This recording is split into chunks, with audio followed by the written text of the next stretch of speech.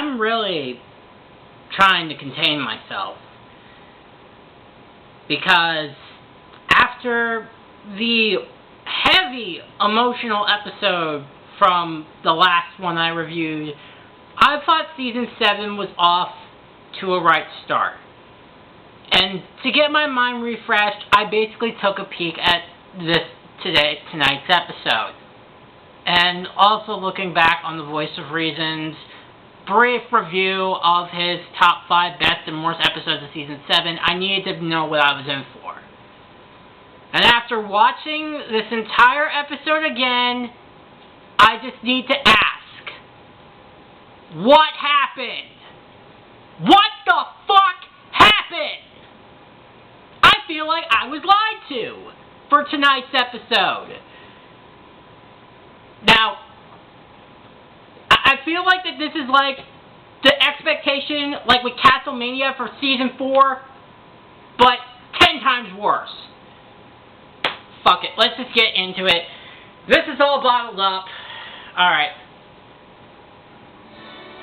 So this episode begins at Princess Starlight's castle as Starlight is basically making treats while Trixie is being, well, Trixie.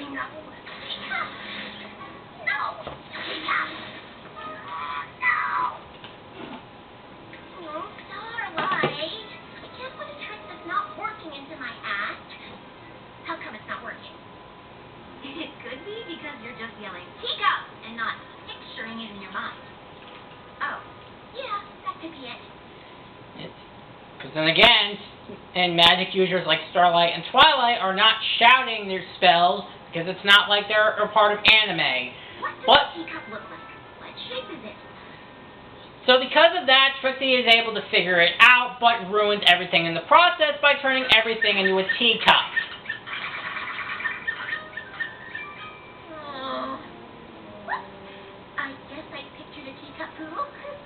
Trixie, you ruined my tea cake. I just got excited. This is the first time I did a transfiguration spell. Well, I'm assuming it's the first time you did a transfiguration spell without using the Alicorn amulet. And I brought that up for a reason, because we'll get to it when we get to it. But yeah, if you probably haven't guessed yet, this episode's going to revolve around Trixie.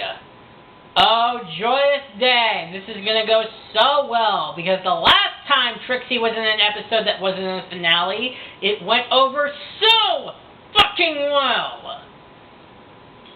And yes, I'm still going to harp on the fact that I hate Magic Duel with a burning passion, and I don't think it's a great episode, and I still think it's the most overrated episode of the series.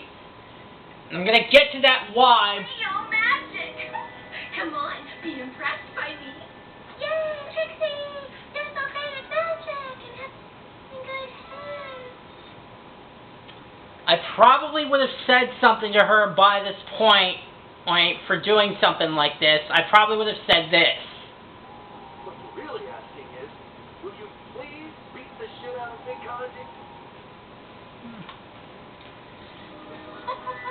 Good job, Trix. I was baking these to give to Twilight and the girls for their friendship retreat. Pinkie Pie gave me a recipe and everything. Oh! Alright, well, it's nice to know that Starlight actually learned how to bake, so I'll give her credit there for that. You need some snacks to give to Twilight? I've got you covered.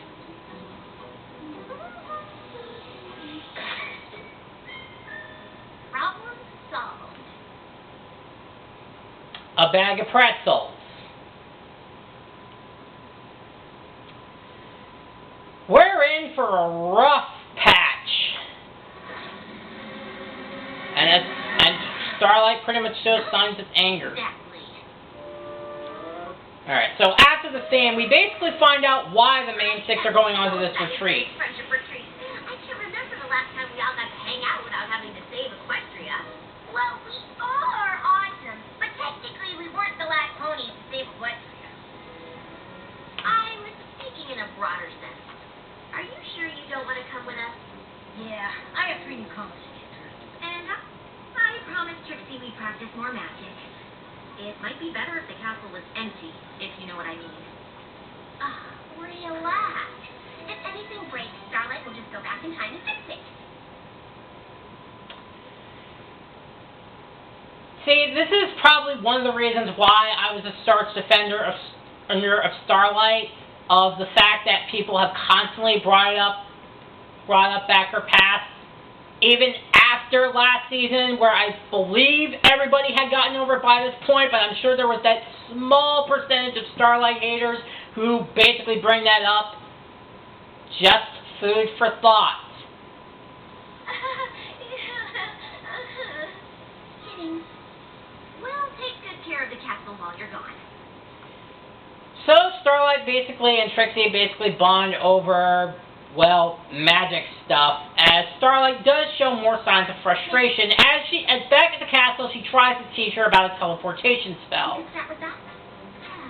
Nothing just disappears, so that's technically a teleportation spell, and those are pretty hard. Maybe we should start with something smaller. No. The great and powerful Trixie goes big or not at all.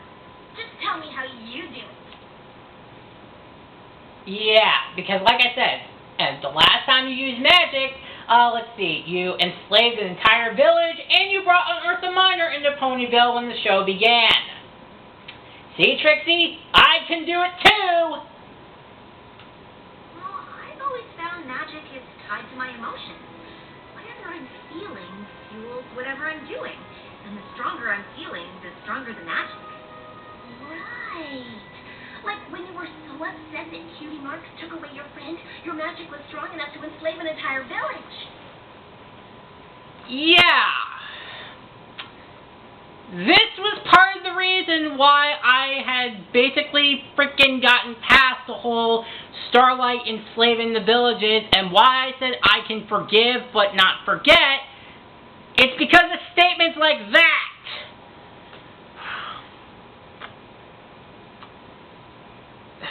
Okay, I think I should probably address this really quick let's just get it out of the way right here and now. One of the biggest problems of the episode, Trixie is an awful character. She already proved it both times she appeared in both Ghostbusters and Magic Duel, but this incarnation of Trixie, the writing for her in this episode, makes her appearances in both those episodes make her look like a freaking saint by comparison. I'll get more into why that later. Thanks for bringing that up. See, I'm already learning. If any pony is going to teach me how to do a disappearing spell, teleportation spell, whatever, I'm complimenting you. And me. We can do this because we're amazing. And magic is friendship and stuff. Friendship is magic. You couldn't even get that right because you are so full of yourself.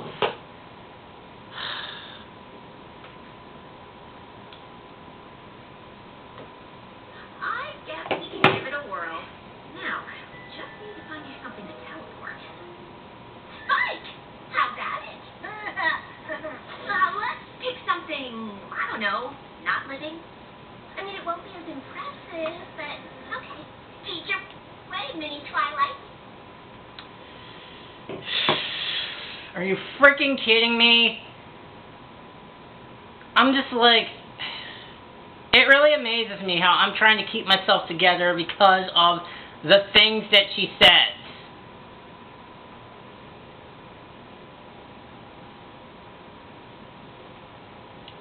It's times like this I keep questioning the fandom why Trixie usually gets a free pass, especially in the earlier episodes I mentioned, but let us continue. Alright, so meanwhile, the main six basically goes to an escape room. And let's be honest, like the voice of reason pointed out, the entire B-plot is absolutely boring. Now, I will give this episode this, it does make me excited of wanting to do an escape room because, believe it or not, for my birthday, last year, I basically got to go to an escape room with my mom, my sister, my cousins, and my cousin's girlfriend, and we did a great job of being able to get out of the escape room in less than an hour. So, I I will give this episode this, that it does a great job showing what it's like to be a part of Escape Room. The downside is that in the flow of the episode, you can literally skip every single section of the Escape Room segments and miss nothing, because A, we don't see a lot of the Escape Room going on, and B, it's completely shoved into the background. Like I said, you can pretty much skip the entire thing and miss nothing.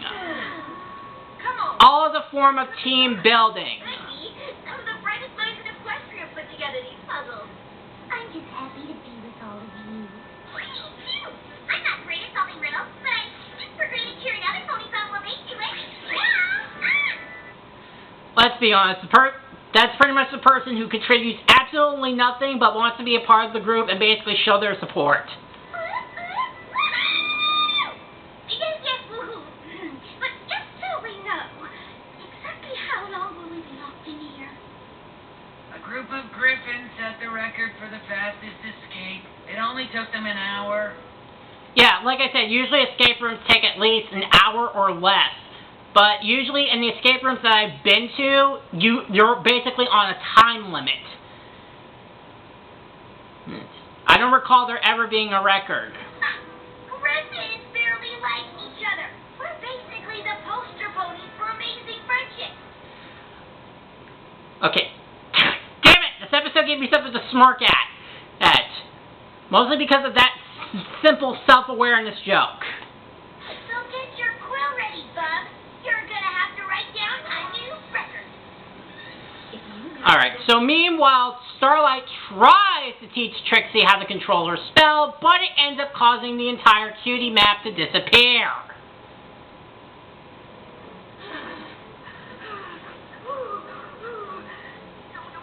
No. You made Twilight's friendship map disappear. And Tim's teleport. Really? Well, it was behind the apple and bound to happen. On the plus side, my magic is getting better. I made a whole table go poof. That was pretty impressive. Trixie? If you don't start being considerate of other people besides yourself, I'm gonna make you the most miserable bitch in this house. That pretty much says it all. And yes, I've started to get into Big Brother because, quite frankly, I am so frustrated with this episode right now, and there are some things that happened today at work that I need to alleviate some stress.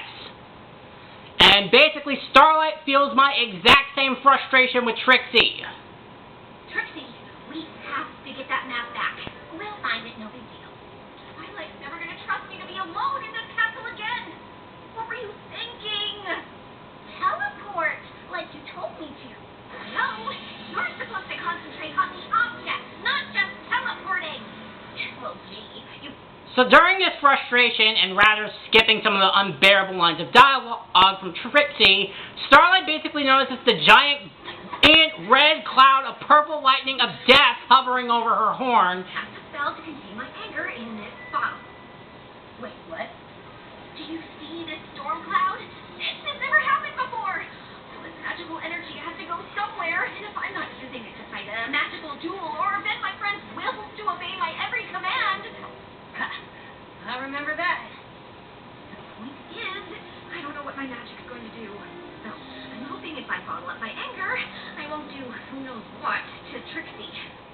And believe me, that's honestly what a lot of people do, even myself, because when you go off on somebody in a really angry tangent, you basically make yourself look like the jackass. So when you're trying to be a nice person and trying to be considerate of other people, but there are times when you get frustrated with them, you try not to show it because you don't want to seem as cruel or unkind towards the people that are just not understanding. So this is pretty much a huge metaphor of basically a real life thing of bottling up your emotions. And that is literally one of the few good things about this episode, but let's keep going. Are you sure that's a good idea? What choice do I have? I've got to get that map back, and I don't want to lose Trixie. If she knew what I was thinking right now, she'd probably never talk to me again. I could say a lot of worse things about Trixie, and I could not give a rat's ass if she could not talk to me anymore. Because the thing about now being an adult, many of the people that I had problems with in both high school and college, I barely even talk to anymore because I just don't have the time.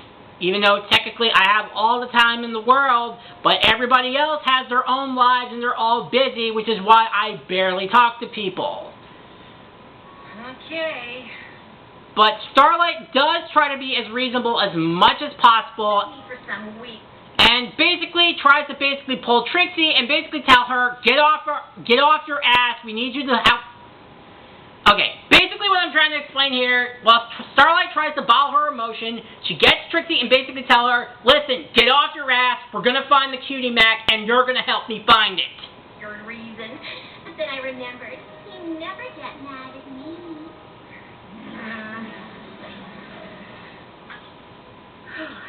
Nope, not mad at all. So, the map is probably in the last place you were thinking of. Where was that? Oh, great question. I wish you'd asked it like right after I did the spell. I don't remember anymore. You're a liar. You're cheat. Be a man and own it right here and now. At least you can do that. I got nothing else. Like what else am I supposed to say to that?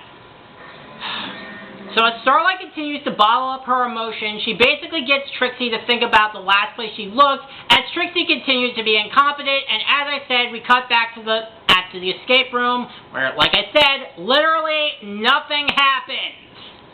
Like I said, because the B-plot is so boring, you can pretty much skip it and miss nothing. Hello, Kelly. How can I help you? Oh, are those cinnamon nuts? Yes.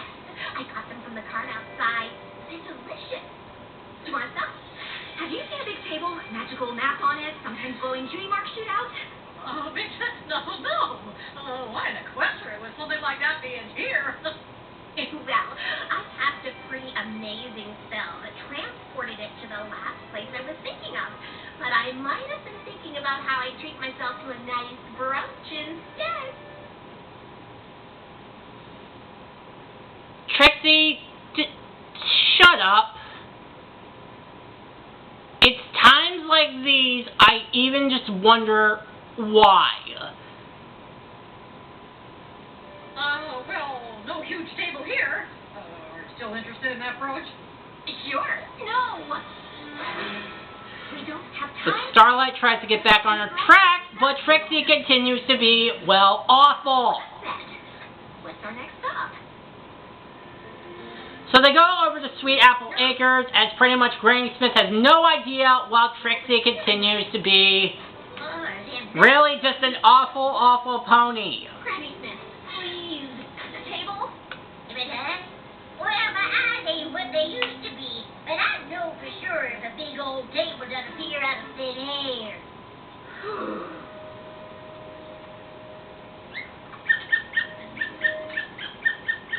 Darn, I could have sworn it'd be at the ice cream parlor because it was warm in the castle and I thought I wanted ice cream. And maybe we should check out the Crystal Empire because Twilight's castle is made out of crystals. So I totally have crystals on my mind.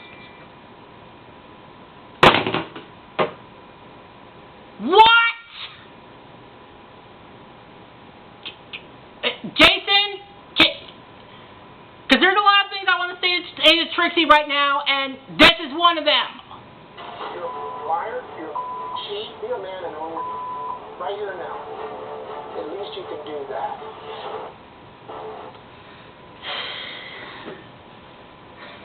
But of course, of course, Starlight doesn't let it show, as she basically continues to bottle up her emotions. But by doing so, I think by doing this, she's basically also taking her emotions out of her body. And finally, Trixie takes notice as to what's happening. They get into a tussle, and the jar breaks, and all of Starlight's anger goes into both biceps, the jewelry pony, and Granny Smith.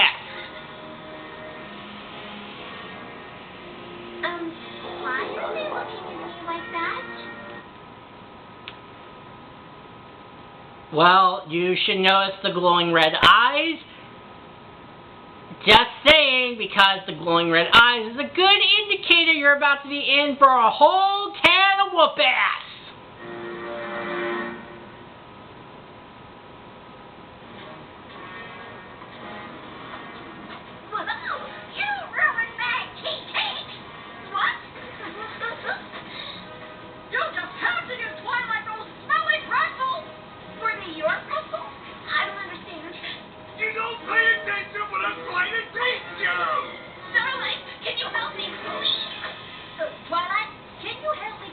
Okay.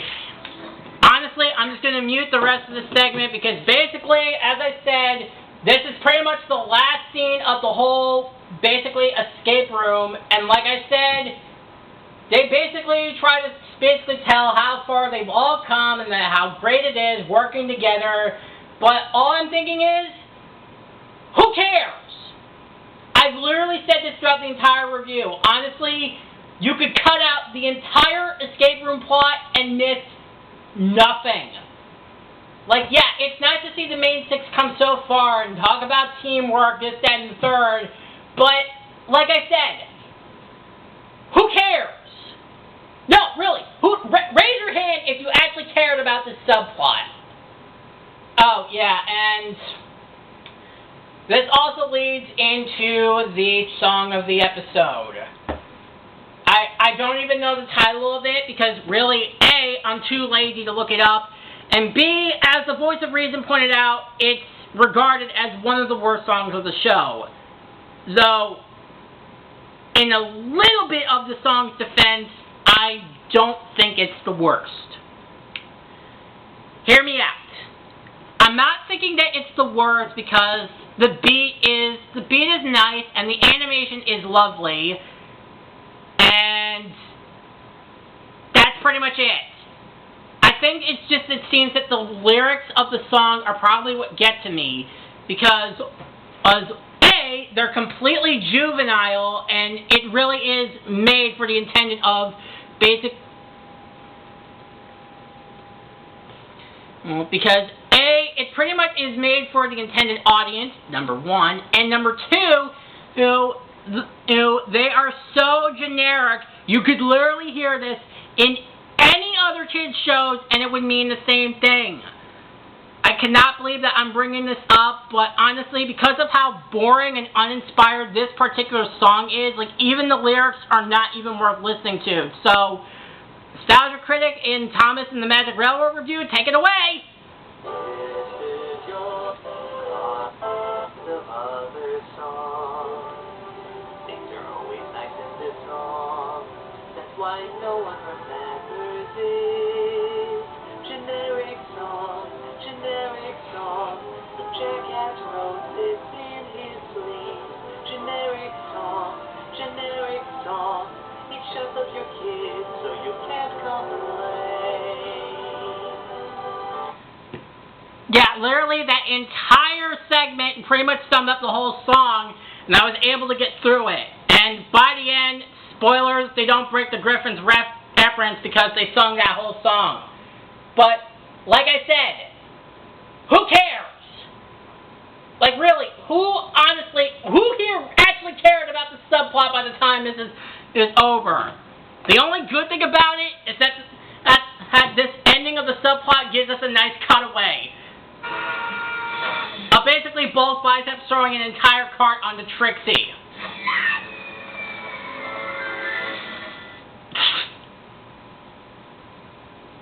Yeah, the only thing I'm expecting for at this point for Trixie is pain. You just do whatever you want to do! Starlight! Can you do help? So Trixie continues to be oblivious until finally Starlight basically steps in and gets everything back under control and finally basically expresses Trixie her frustration and by extension the audience's frustration. I'm mad at you. You lost Twilight's map table. You make jokes like it's no big deal. It's like you don't even care. You could get me in a lot of trouble. We can't find that table. Twilight's never going to trust me again. And the worst part is, you didn't even say you were sorry. I'm sorry. I had no idea you felt that way. You probably should have taken notice to the amount of times that you should have seen Starlight hides red cloud with purple lightning of death hanging over you. And you basically finally decide to say sorry in the last... that you could have said sorry to her in the last 18 minutes. Yeah, I do. But to be fair, I don't know how you could have known. Maybe the spell bottled up my anger, but when the bottle broke, it infected these three. I'm really sorry. I used magic so I wouldn't use magic.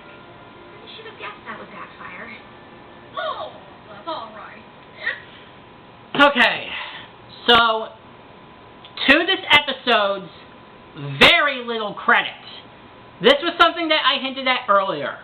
The moral is freaking fantastic. This is basically an episode just showing of a huge metaphor of what happens when you bottle up your emotions. Is that you can express your anger and frustrations right out the gate, but if you try to hide it, it will eventually just boil up, it'll just keep going up, and then it just will blurt out across everything, and then it'll basically go and infect to other people that surround you. So, this episode basically does teach a very great moral, and basically is a gigantic metaphor of bottling up your emotions. It still doesn't excuse everything else I had to put up with for the last 19 minutes in regards of Trixie.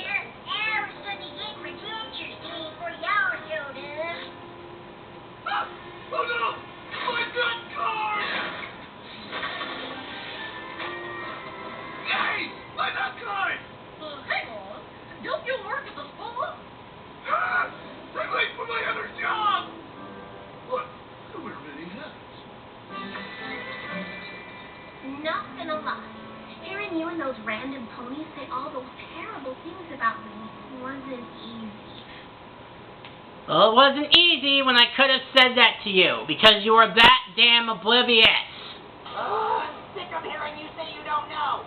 God, why are you so dumb? That's how I was feeling the entire episode. But I needed to hear it.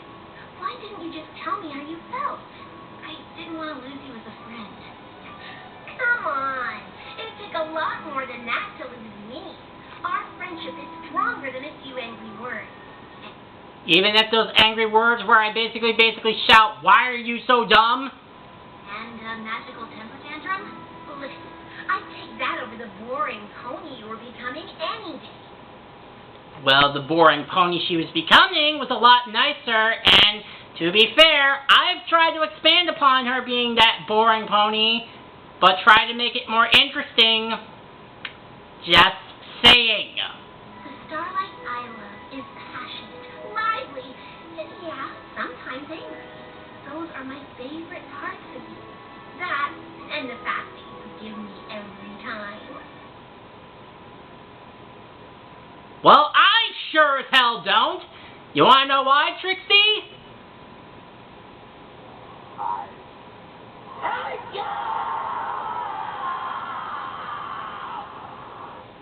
To be fair, I hate her less than compared to some other characters, but she is right up there. This kind of leads back to the point that I basically brought up on Trixie. How all of a sudden, every single Brony analyst realized how awful of a character Trixie is because of the relationship she has with Starlight, and a lot of people question why she's even friends with her in the first place. Like, honestly, I think the voice of reason said it as to why that's the case. Does not belong in a show entitled Friendship is Magic because her view of friendship is consequenceless and toxic. This episode. Yeah, that pretty much sums it all up, but you know what? Everybody was willing to give Trixie a free pass in Magic Duel with her quote-unquote apology, but when this episode came out, all of a sudden everybody was on the Trixie is an awful pony and friend bandwagon when I could have said that to those morons about 4 seasons ago. So, you know what I have to say to that and why I still hate Magic Duel? 4 simple words, especially to the voice of reason. I told you so! I'll forgive you. Alright, whatever. So, they basically discovered that Trixie teleported the map to the spa because that's where they basically met. By this point, I could really give a shit. Now, Rocky, just stick. So as soon as they get the map back, Twilight and the others basically come back and pretend like nothing ever happened. But I really was looking forward to a spa day. And the Ponyville Spa is still open. Anyone? We'll meet you there. Quick!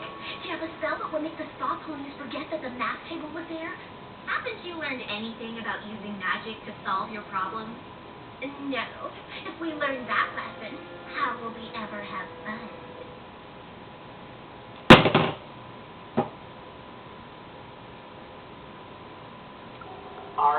fucking kidding me? Say that again. Using magic to solve your problems? No. If we learn that lesson, how will we ever have fun?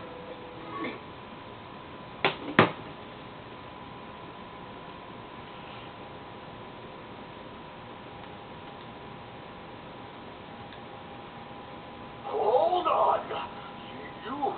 What did you just say?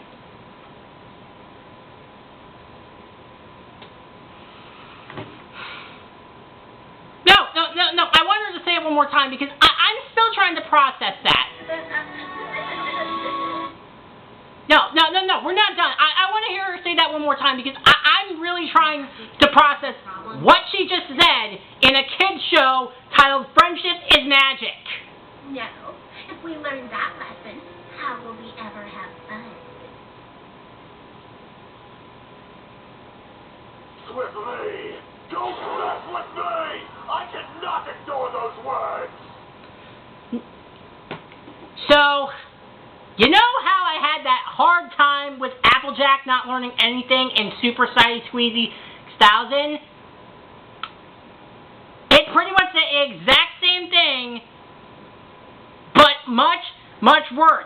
You want to know why? Because A, people can make the argument for Applejack that she learned most, and B, she was a part of the main cast. Well, C, Trixie was just starting to become perform. As soon as Trixie said that, no, I have not learned anything, it's by that point we realize how awful and oblivious Trixie is in this entire series. And I can see now why people consider this friendship to be toxic. And that she's pretty much potentially a bad influence for Starlight, and all the concerns that Twilight had in No Second Chances are justified. Alright. So, that means kids who watch this episode are not going to...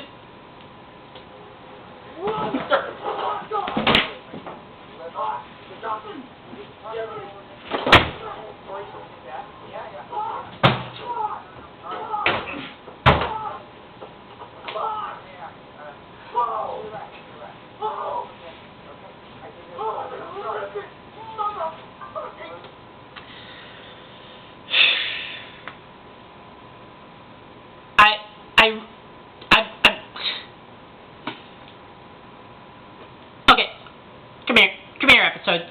Tell me, who is the idiot who wrote that line? No, tell me right now, because I want to find out who is the idiot that thought that in any realm of possibility was saying that Trixie learned nothing was okay. You want to know what I have to say to that, and by extension to Trixie, is this. How dare you, dude? Just fall! You're a devil in disguise is what you are!